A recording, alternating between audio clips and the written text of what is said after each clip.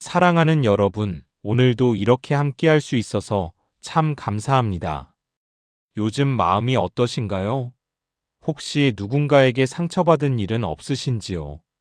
아니면 반대로 내가 누군가에게 상처를 준 건 아닌가 하는 마음의 짐을 안고 계시진 않으신지요? 오늘 우리가 함께 살펴볼 마태복음 18장은 바로 그런 우리들의 마음에 깊은 위로와 해답을 주는 말씀이랍니다. 예수님께서는 이 장에서 참으로 놀라운 이야기들을 들려주세요. 도대체 천국에서 누가 가장 큰 사람일까요? 하는 질문으로 시작해서 잃어버린 양 한 마리를 위해 99마리를 산에 두고 찾아 나서는 목자의 이야기, 그리고 마지막엔 70번씩 7번이라도 용서하라는 깊고 깊은 가르침까지 말이에요. 특히 오늘 말씀 중에는 우리 인생을 송두리째 바꿀 수 있는 한 가지 질문이 담겨 있습니다. 당신은 용서할 수 있습니까? 이 질문이요. 평생을 살아오시면서 얼마나 많은 용서와 화해의 순간들이 있으셨을까요? 또 혹시 아직도 마음속에 풀지 못한 응어리가 남아 계신 건 아닌지요? 자, 그럼 이제 함께 마태복음 18장 속으로 들어가 보실까요? 예수님의 따뜻한 음성이 2000년의 시간을 넘어 바로 우리에게 속삭이는 것 같습니다. 귀 기울여 들어보시기 바랍니다. 그날도 갈릴리 호숫가는 따스한 햇살로 가득했습니다. 예수님과 제자들은 가버나움이라는 마을에 머물고 계셨어요.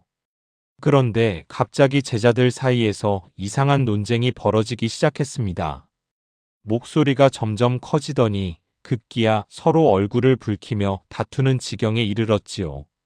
내가 더 오래 스승님을 따랐어.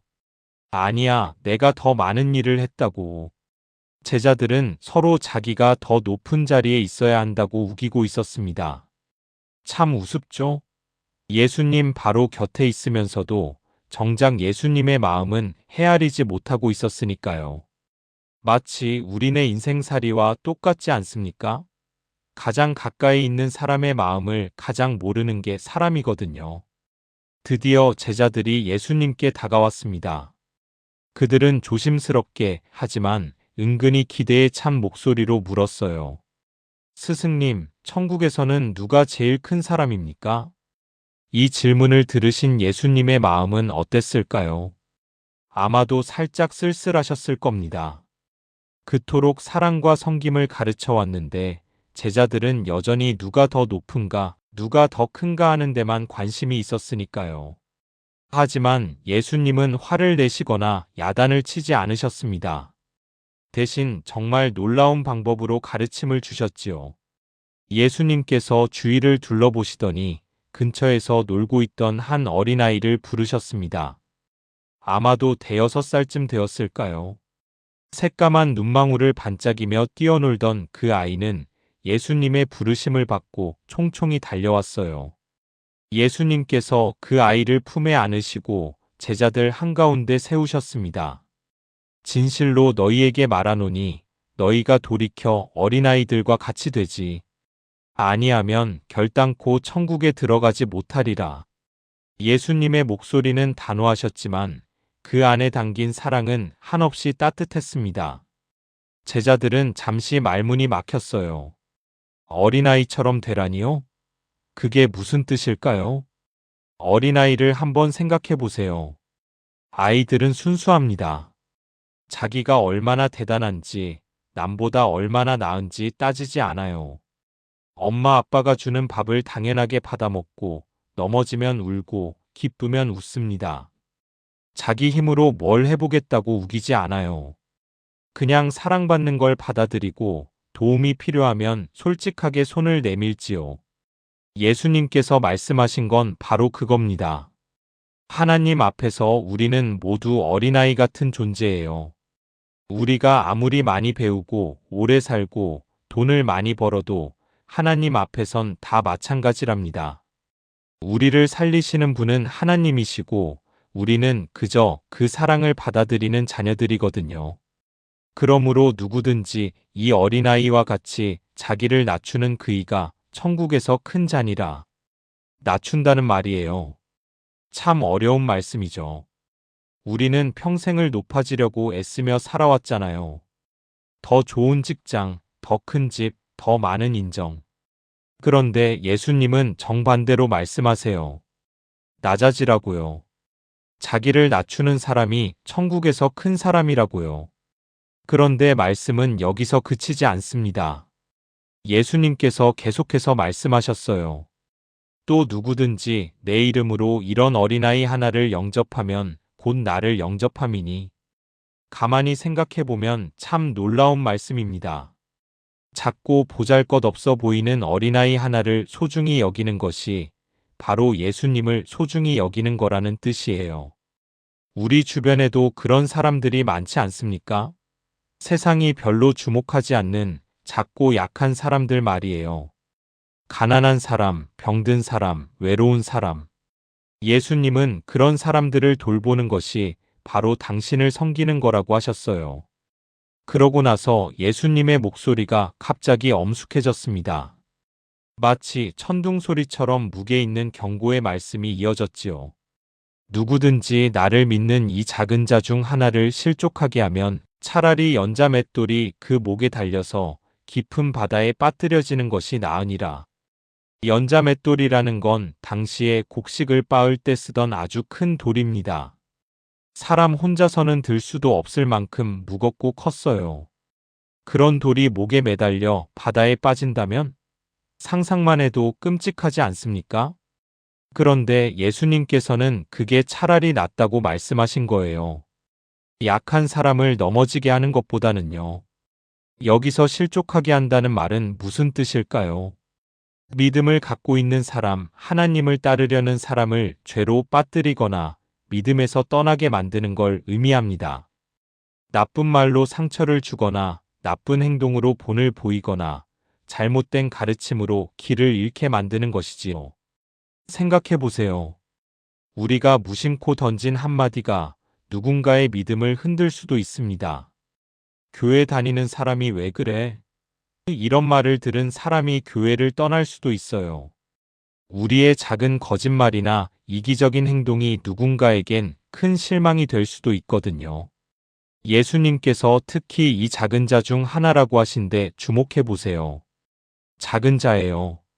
힘없고 약한 사람들을 말씀하시는 겁니다. 어린아이일 수도 있고 이제 막 믿음을 갖기 시작한 사람일 수도 있어요. 가난하고 배우지 못한 사람일 수도 있지요. 그런 사람들을 함부로 대하지 말라는 경고입니다. 실족하게 하는 일들이 있으므로 말미암아 세상에 화가 있도다. 실족하게 하는 일이 없을 수는 없으나 실족하게 하는 그 사람에게는 화가 있도다. 예수님은 현실을 아셨어요. 이 세상에 죄와 유혹이 없을 수 없다는 걸요. 하지만 그렇다고 해서 우리가 그런 일에 가담해도 된다는 뜻은 아닙니다. 오히려 더욱 조심해야 한다는 뜻이지요. 그러고 나서 예수님께서 더 놀라운 말씀을 하셨습니다. 만일 내 손이나 내 발이 너를 범죄하게 하거든 찍어내버리라. 장애인이나 다리 저는 자로 영생에 들어가는 것이 두 손과 두 발을 가지고 영원한 불에 던져지는 것보다 나으니라. 얼마나 강렬한 표현입니까? 손을 찍어버리고 발을 잘라버리라니요. 물론 예수님께서 문자 그대로 우리 몸을 훼손하라고 하신 건 아닙니다. 이건 비유예요.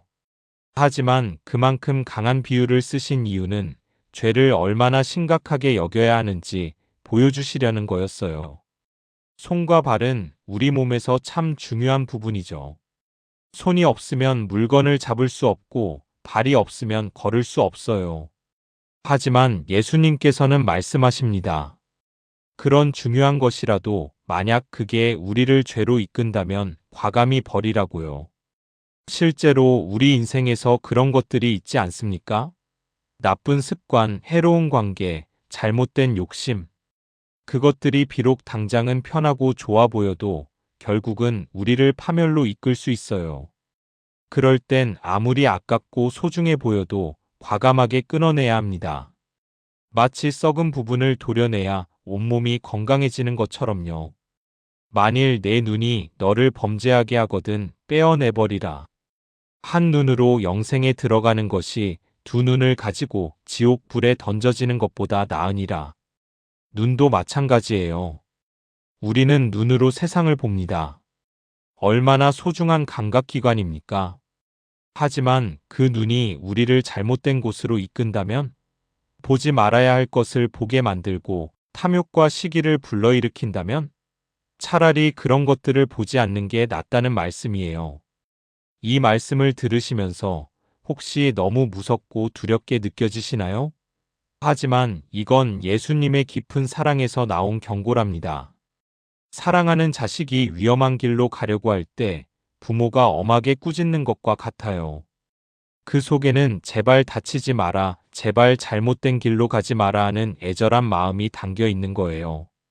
그리고 나서 예수님께서 말씀하셨습니다.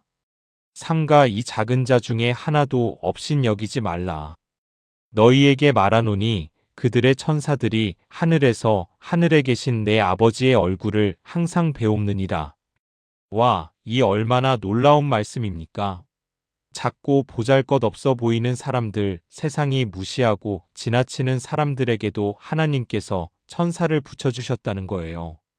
그리고 그 천사들은 하나님을 항상 뵙는다고 하셨어요. 이게 무슨 뜻일까요? 당시 유대 사회에서는 천사들 중에도 등급이 있다고 믿었습니다. 가장 높은 천사들만이 하나님의 얼굴을 직접 볼 수 있다고 생각했지요.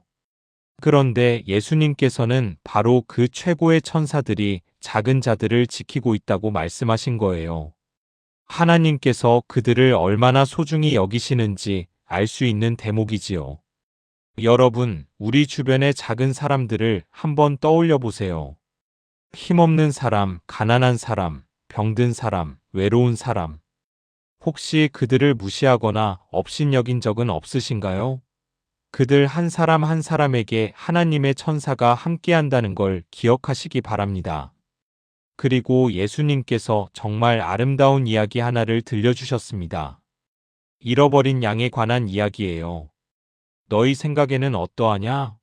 만일 어떤 사람이 양 100마리가 있는데 그 중에 하나가 길을 잃었으면 그 99마리를 산에 두고 가서 길 잃은 양을 찾지 않겠느냐? 상상해 보세요. 넓은 초원에 하얀 양들이 우글우글 모여 있어요. 목자는 해질 무렵 양들을 세어봅니다. 하나, 둘, 셋, 99. 한 마리가 모자라요. 어디 갔을까요? 목자는 다시 세어봅니다. 틀림없어요. 100마리 중 한 마리가 없어요. 그럼 이제 어떻게 해야 할까요?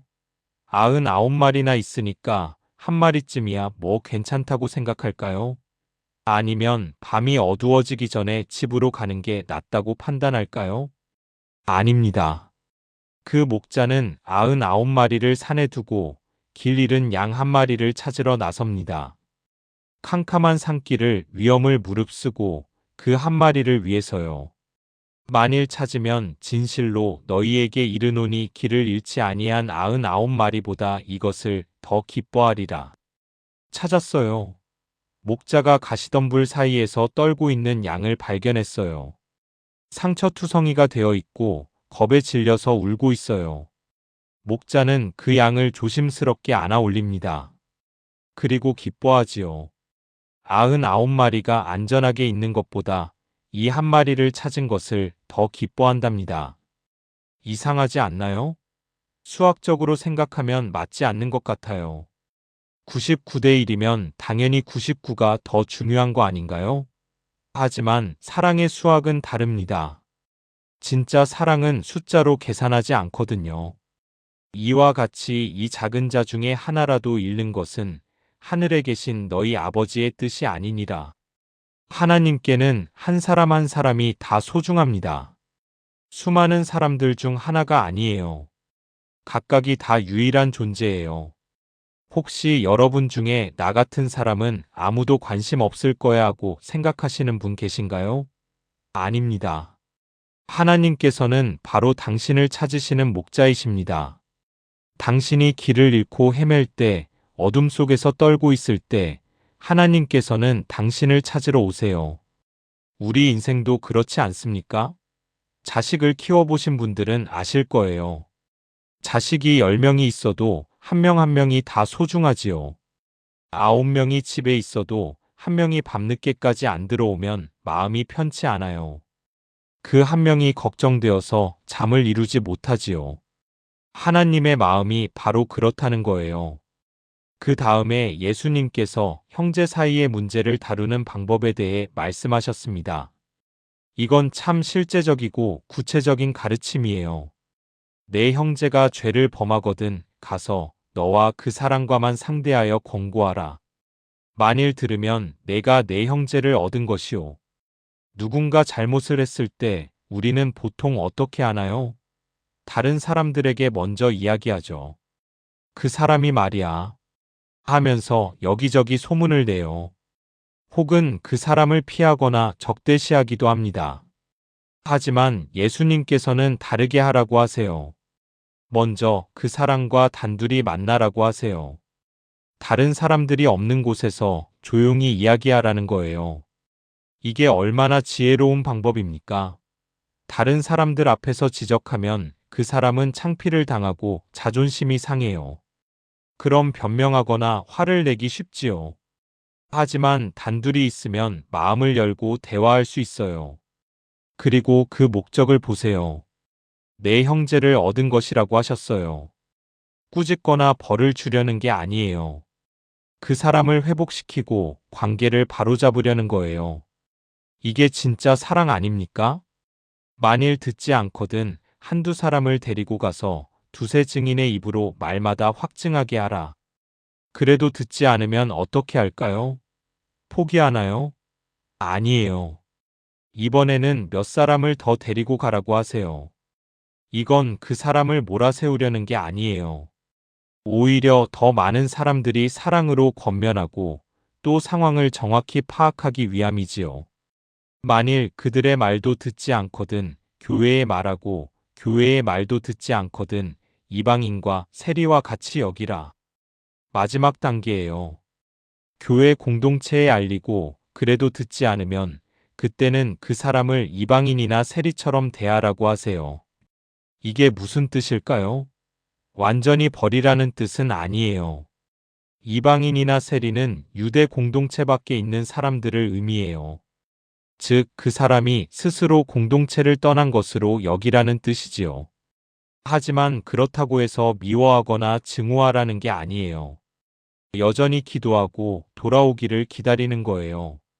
진실로 너희에게 이르노니 무엇이든지 너희가 땅에서 매면 하늘에서도 매일 것이요 무엇이든지 땅에서 풀면 하늘에서도 풀리리라. 이 말씀은 교회 공동체에 주신 권위를 보여줍니다. 교회가 내린 결정을 하나님께서 인정하신다는 뜻이에요.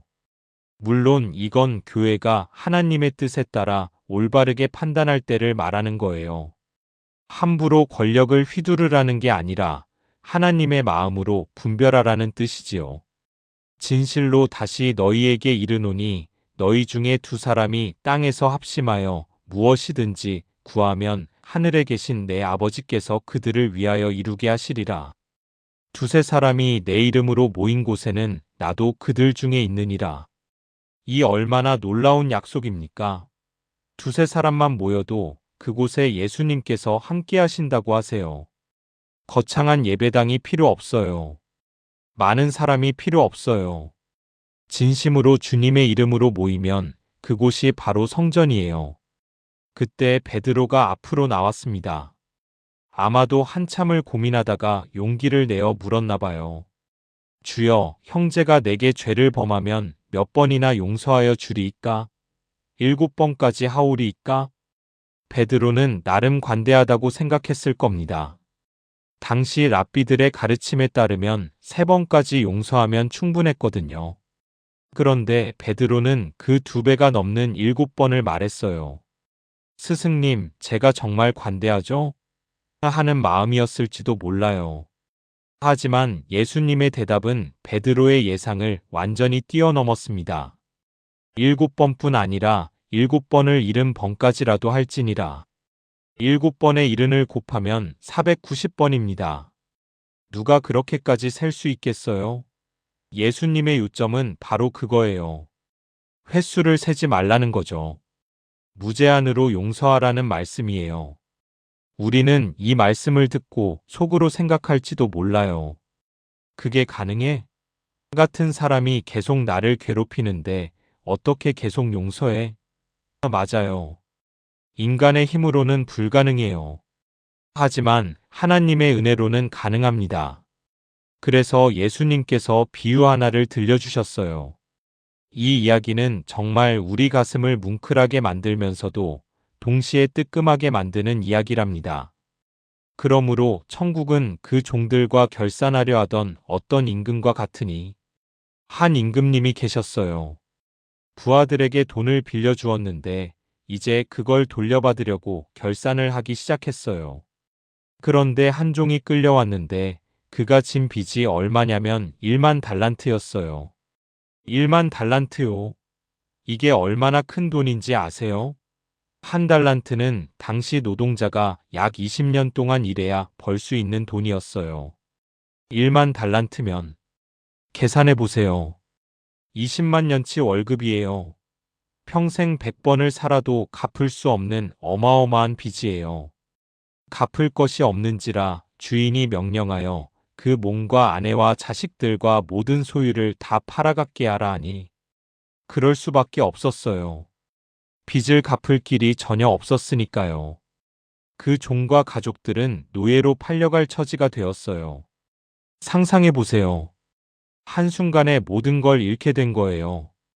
가족도 뿔뿔이 흩어지고 평생 노예로 살아야 하는 운명이에요. 그 종이 엎드려 절하며 이르되 내게 참으소서 다 갚으리이다 하거늘 그 종이 땅바닥에 엎드렸어요. 이마가 흙에 닿도록 절을 하면서 애원했지요. 주인님, 제발 참아주십시오. 제가 다 갚겠습니다. 하지만 생각해 보세요. 20만 년치 빚을 어떻게 갚겠다는 거예요? 말이 안 되는 약속이에요. 그 종도 알았을 거예요. 불가능하다는 걸요. 하지만 그는 살고 싶었어요. 가족을 지키고 싶었어요. 그래서 불가능한 약속이라도 한 거예요. 그런데 놀라운 일이 벌어졌습니다. 그 종의 주인이 불쌍히 여겨 놓아보내며 그 빚을 탕감하여 주었더니 주인이 불쌍히 여겼어요. 그 종의 절망적인 모습을, 그의 눈물을, 그의 애원을 보고 마음이 움직인 거예요. 그리고 놀랍게도 그 어마어마한 빚을 다 탕감해 주었어요. 일부만 깎아준 게 아니에요. 전부 다 없던 일로 해준 거예요. 20만 년치 빚이요. 그걸 그냥 없애버렸어요. 이게 얼마나 큰 은혜인지 상상이 되시나요? 그 종은 감사의 눈물을 흘리며 주인의 발에 입을 맞추지 않았을까요? 주인님의 은혜를 평생 잊지 않겠습니다. 하면서요. 그런데 이야기는 여기서 끝나지 않았어요. 반전이 기다리고 있었답니다. 그 종이 나가서 자기에게 100데나리온 빚진 동료 한 사람을 만나 붙들어 목을 잡고 이르되 빚을 갚으라 하매 빚을 탕감받은 그 종이 밖으로 나갔어요. 아마도 기뻐서 콧노래를 부르며 걸어갔을 거예요. 그런데 길에서 한 동료를 만났어요. 그 동료는 그에게 100데나리온을 빚지고 있었어요. 100데나리온은 얼마일까요? 대략 노동자 석 달치 월급 정도예요. 결코 작은 돈은 아니지만 1만 달란트와 비교하면 어떤가요? 비교도 안 되죠. 그가 탕감받은 빚의 60만 분의 1밖에 안 돼요. 그런데 이 종은 어떻게 했을까요? 그는 그 동료의 목을 움켜잡았어요. 숨이 막힐 정도로 세게 조르면서 소리쳤어요. 빚을 갚아. 당장. 그 동료가 엎드려 간구하여 이르되 나를 참아주소서 갚으리이다 하되 이 장면 익숙하지 않습니까? 아까 그 종이 주인에게 했던 것과 똑같은 행동이에요. 땅바닥에 엎드려서 참아달라고 갚겠다고 애원하는 모습이요. 차이가 있다면 이번엔 정말 갚을 수 있는 금액이라는 거예요. 석 달만 열심히 일하면 갚을 수 있어요. 그럼 그 종은 어떻게 했을까요? 방금 전 자기가 받은 엄청난 은혜를 생각하며 용서해 주었을까요? 허락하지 아니하고 이에 가서 그가 빚을 갚도록 옥에 가두거든. 아니었어요. 그는 단호하게 거절했어요. 그리고 그 동료를 감옥에 집어넣었어요. 석 달치 월급 때문에요. 자기는 20만 년치 빚을 탕감받았으면서도요.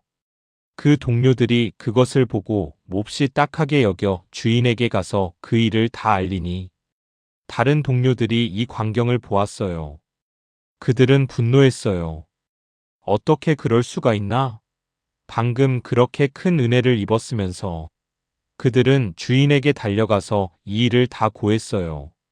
이에 주인이 그를 불러다가 이르되 악한 종아 내가 빌기에 내가 내 빚을 전부 탕감하여 주었거늘. 주인이 그 종을 다시 불렀어요. 주인의 목소리는 이번엔 엄하고 냉정했어요.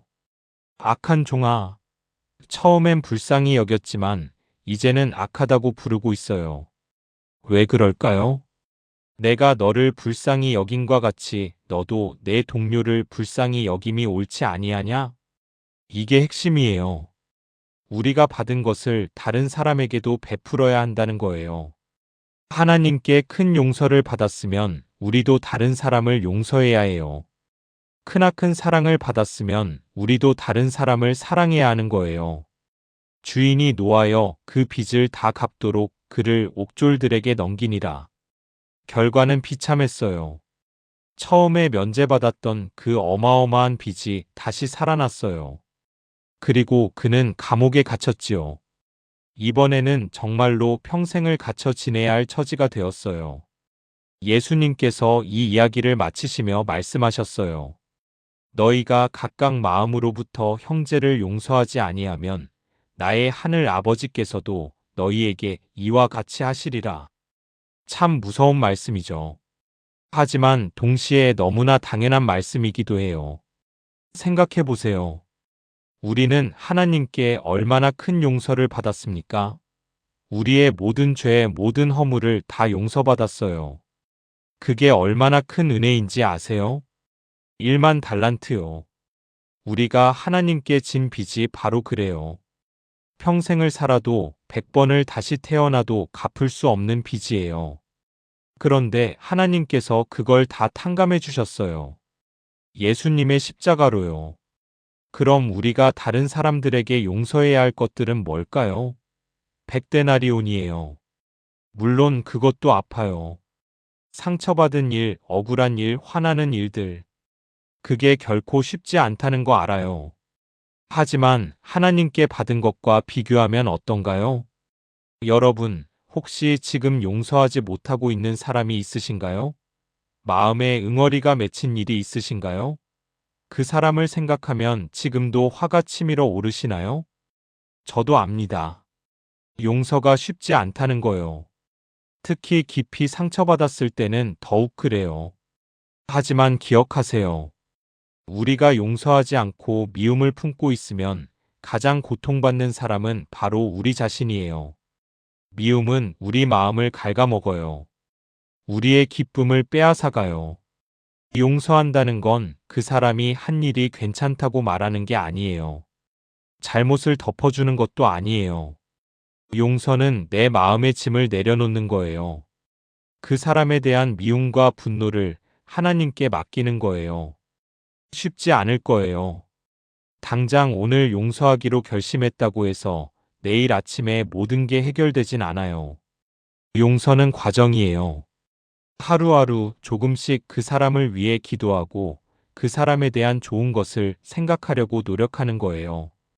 그러다 보면 어느 날 내 마음이 가벼워진 걸 느끼실 거예요. 그리고 또 하나 기억하세요. 혹시 우리가 누군가에게 용서를 구해야 하는 건 아닌지도요.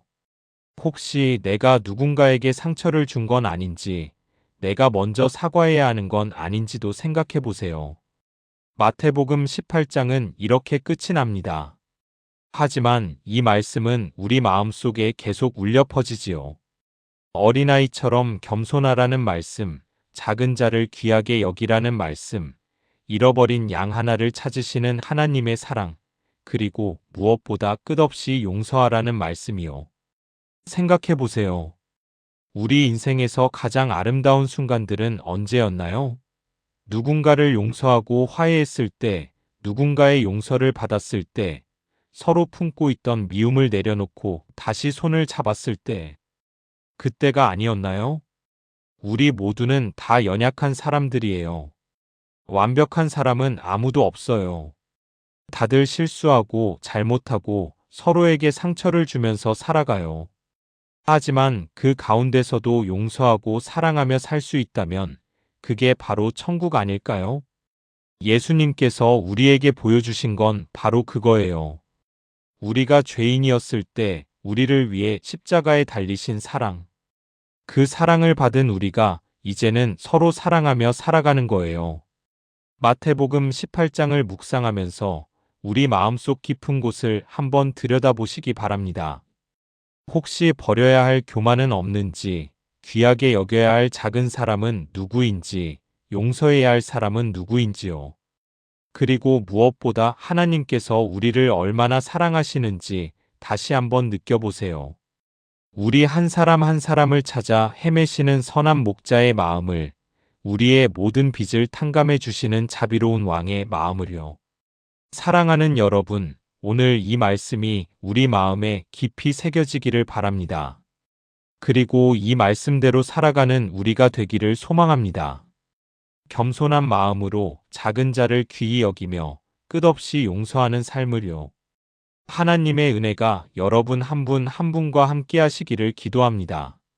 오늘도 우리를 찾아오시는 선한 목자 예수님의 사랑이 여러분의 삶을 따뜻하게 감싸주시기를 바랍니다. 오늘 말씀을 통해 우리가 배운 가장 큰 교훈은 바로 이것입니다. 사랑은 겸손에서 시작되고 용서로 완성된다는 것이요.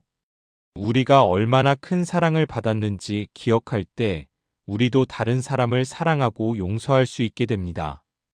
여러분의 삶 가운데 하나님의 평화가 가득하시길 기도합니다. 오늘 이 귀한 시간을 함께 해주셔서 정말 감사합니다. 이 영상이 여러분에게 작은 위로와 힘이 되었다면 구독과 좋아요 버튼으로 함께 나누어 주시면 감사하겠습니다. 또 알림 설정을 해두시면 새로운 말씀이 올라올 때마다 가장 먼저 만나보실 수 있습니다. 여러분의 생각과 느낌을 댓글로 나눠주시면 더욱 좋겠습니다. 우리는 혼자가 아니라 함께 믿음의 길을 걸어가는 동반자들이니까요.